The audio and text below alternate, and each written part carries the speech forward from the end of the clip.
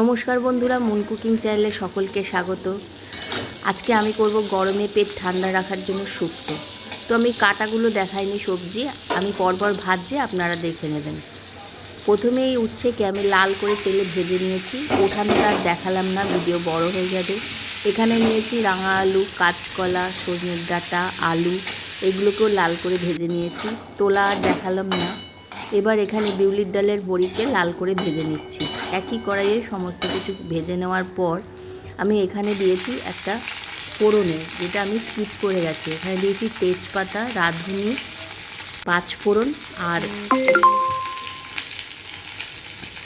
আদা বাটা দিয়ে এটাকে ভালো করে ভেজে নিয়ে এর মধ্যে দিয়েছি একটু জিরের গুঁড়ো, নুন আর হলুদ দিয়ে এটাকে আবার একটু লাল করে ভেজে নেব।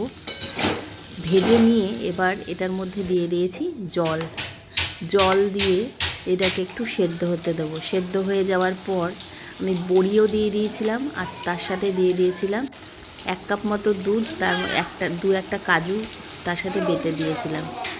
সব সেদ্ধ হয়ে যাওয়ার পর এখানে অল্প একটু ঘি দিয়ে দিয়েছি, সামান্য একটুখানি ঘি, আর দিয়ে দিয়েছি অল্প একটু গরম মশলার গুঁড়ো, চাইলে দিতে পারেন, নাও দিতে পারেন, আর সামান্য একটু চিনি।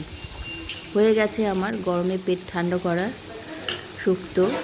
তো ভিডিওটা ভালো লাগলে লাইক করবেন, শেয়ার করবেন, সাবস্ক্রাইব করবেন। দুধ দিলে, একটু কাজু বাটা দিলে খেতে দারুণ হয়। ভিডিওটা দেখার জন্য প্রত্যেককে ধন্যবাদ।